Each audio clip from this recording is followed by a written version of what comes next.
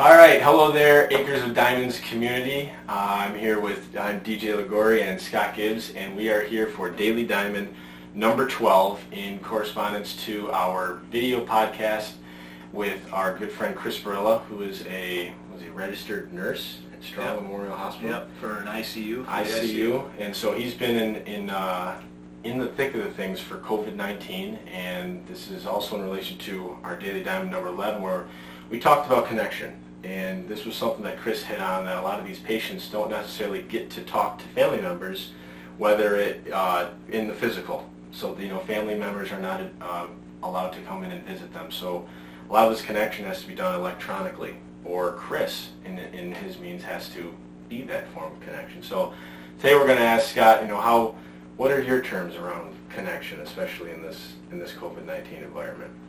Well, I think talking to Chris and listening to Chris really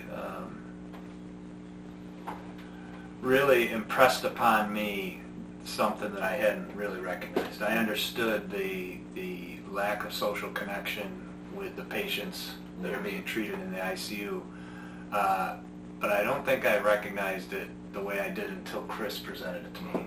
He talked about a social worker, Melissa, that spends her whole day going bed to bed to bed to bed with FaceTime so that the patients can hear and see family members. Yeah, right? Shout out Melissa. Yeah, I mean, Melissa, what a wonderful service you're providing. And he said he can literally tell the people, he can see them physically change their demeanor when they get to talk to a loved one. And that for me was very powerful to see him talk about that. Yeah.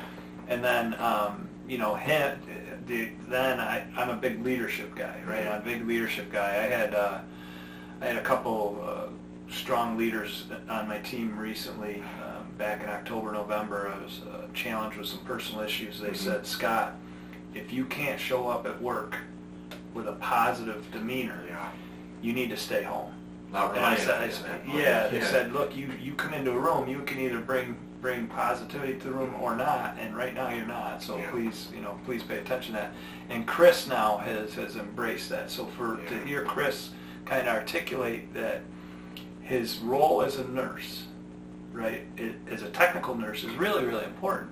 Yeah. But his role as a human being and his role in helping these people have a more connected experience, a more human experience, a more loving experience, was something that I just really appreciated hearing from a young person.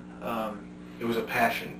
It was just unbelievable, and his recognition of Melissa's efforts in making this experience palatable for the people, and just really, really resonated with me. And it actually, my mother was a 40-year emergency room nurse, and on the podcast I mentioned she used to be self-deprecating in her own way about, I'm nurse worse, or I'm worse nurse, or whatever. But if you talk to her patients loved her, and it wasn't because of her technical ability as a nurse. Yeah. And she says that, right? Those are her words, not my words. Yeah. But it's how she made them feel. Yeah. Right? She made them feel special. She made them feel heard. She made them feel seen. She made them laugh. And that's what these people remember about their hospital visits, right? And you mentioned something to me this morning when we were talking about Chris and what we learned from Chris. And you talked about how one of your other clients had said, or you talked to the client about, we just chase feelings. Right? We spend our actions, or our inactions for that matter, are really a matter of chasing feelings. And that was an amazing, amazing insight, and I just loved it. It's you think about, why are we motivated to do anything? What causes us to take action? And I've heard the saying before, the power of fear, money, and love. Those three areas cause us to do something. Well, those three areas of fear, money, and love the root of that is a feeling. The root of that is chasing. Co-founder Acres of Diamonds. Hello, DJ. Hello, how we doing? Good. And Mark DeTroya. How do you like that? Think we can keep going? I think we keep going. All right. Yeah. All right. But in all, to bring it back, we're chasing a certain feeling of ourselves. I always used to think, well, why do we play golf all the time if like 90% of us are really bad at it? It's because it's a feeling of when you see that ball come off your club, you feel like the king of the world. Yeah. And so it's, why do you get married? Why are we with other people? It's because of the way that they make us feel. Why do we go to work every morning? It's because we acquire an income, and having that income makes us feel a certain value, a certain power.